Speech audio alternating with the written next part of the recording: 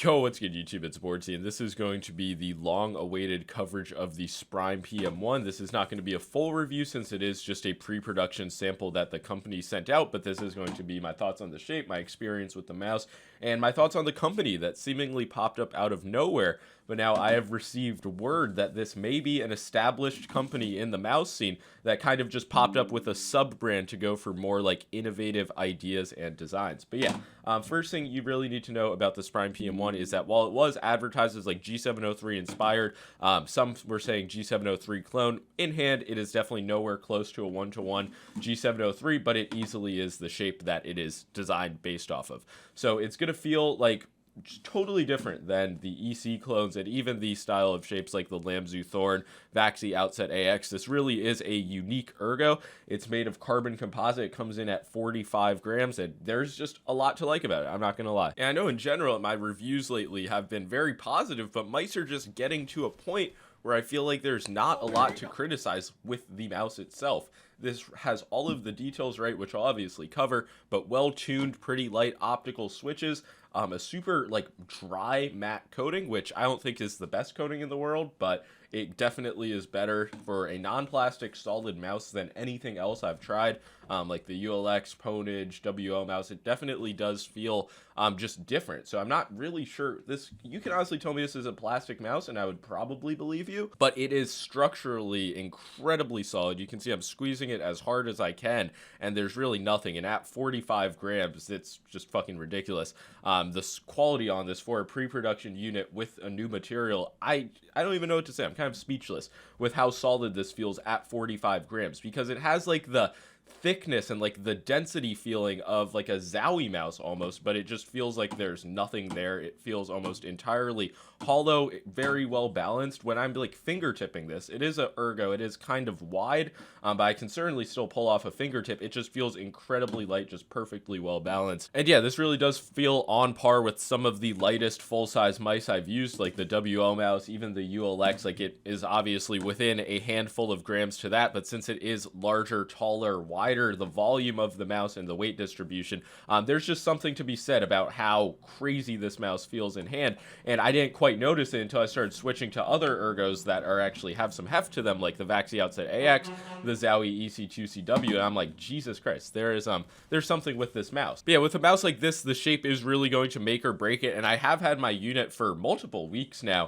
and the shape was not something that clicked instantly for me. And this might sound kind of weird, but if you look at the hump, you see it has a very ambi mouse-like hump. The sides of the mouse are also very flat compared to most Ergos, which tend to have like big curves for your thumb on the side.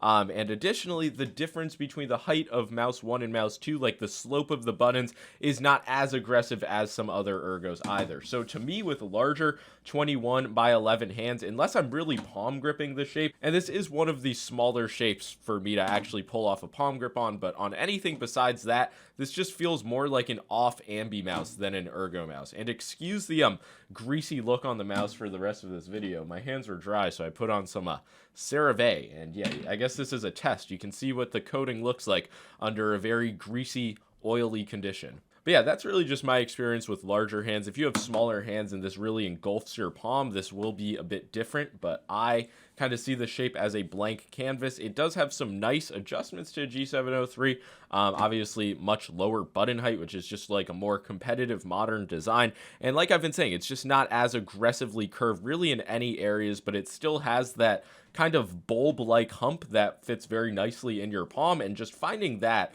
which is obviously G703 inspired, finding that position that worked for me is really what allowed me to enjoy this mouse for claw grip. The side buttons are very well positioned, extremely light to activate, super fucking big, so side buttons really get a 10 out of 10. There's no issues with accessing them while claw gripping, and yeah, I can even pull off like a weird tilted fingertip grip on this mouse, and it doesn't feel too bad. It's not what I would grab as my number one choice, but for an Ergo, it's probably my number one fingertip option, but that is not saying a ton. And even for palm grip, while it's definitely not made for a larger hand size, I was able to play perfectly fine in some tracking scenarios and Fortnite while palm gripping the mouse, because really just like a relaxed claw, it's not too fucking different from palm grip at the end of the day on a shape like this, at least for how I am gripping the mouse.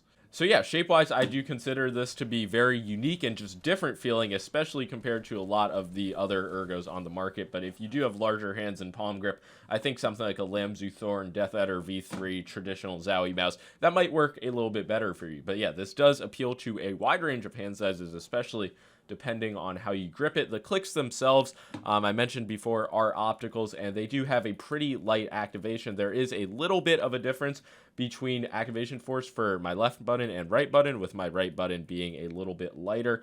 In terms of quality, there's really no like major grievances. There is going to be some wobble, and definitely a little bit more post-travel than I would like. I'd say that's like the one little nitpick with the design, but it's really nothing too much. The clicks are still very light, but you see, they just like don't need all of that travel distance. At least that's the way I see it.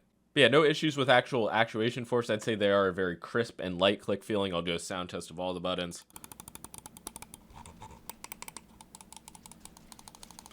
But yeah, now to talk about the issues of the mouse, which there were very few. Most of them were just small firmware fixable things that are only happening because of how early this unit is. For example, I was getting some phantom clicks where left click would just activate on its own, mouse 5 would activate on its own, but then they dropped a firmware update, those went away. But now I just have this one weird issue where if I scroll wheel click and scroll down, in some instances the mouse will just stop working until I switch it on and off again. Obviously that is not game breaking, and before units are shipped out that issue will be addressed.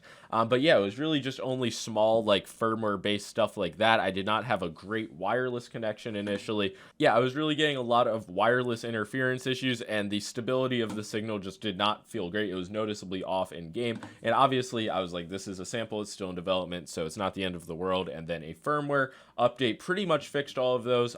There's the web-based software, which is obviously based, and I've been running it on competitive mode versus high speed. If you don't know the difference, high speed really just has more battery saving features, while competitive is extremely just like using all of the sensor's power. And I have not had any wireless hitches, hiccups, anything like that. And this is still locked to 1K for now. And yeah, this one day is going to be an 8K hertz compatible mouse, but for some reason with the samples, they have locked the dongles to 1K hertz. And yeah, after checking into it a bit more, I actually don't even know if I have the 8K compatible dongle. They might still be developing that, and that's released at a later date. But yeah, really, my testing has been limited to 1K. All the other reviewers' testing has been limited to 1K. And this mouse is going to launch at the $120 price point with a 1K receiver, which is obviously not the end of the world, but it does kind of put a damper on this being an 8K 45 gram G703 like right out of the box. One day though, it will be 8K compatible. And yeah, really 1K with competitive mode, I'm not going to act like it's significantly worse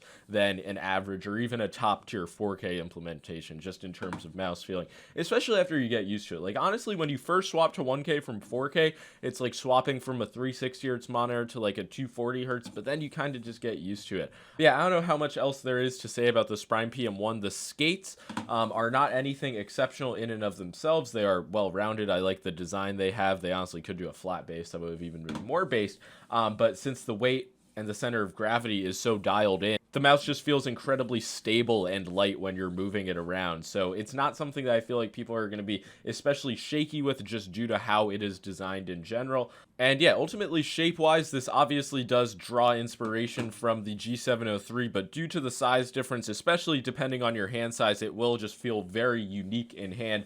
And in general, it was just more of a joy to use than I expected it to be, because mini Ergos in the past have never worked for me. Think like the Death Adder V2 Mini, even like the Ponage Stormbreaker, anything smaller in the Zowie EC3C. But yeah, this shape, honestly, after giving it a solid amount of time and testing, it's one of the better Ergos on the market. I'm pretty confident in saying that, presuming that the real units that ship out are the same level of quality, if not a bit better than the sample unit I have here. But yeah, there's really no aspects where I feel like this mouse is significantly lacking. If you guys have any questions about it, make sure to let me know in the comments. Since this is a pre-production sample, I am not going to hand out the seal of approval. That's just not what I do, but it definitely does have seal of approval level like features and quality. And yeah, if you enjoyed this video, make sure to leave a like and subscribe. Let me know your thoughts on the Sprime PM1, Sprime in general, just this fucking year of gaming mice, random companies popping up and releasing like the best mice ever. It's all very weird stuff, but yeah, that's gonna be all. Peace.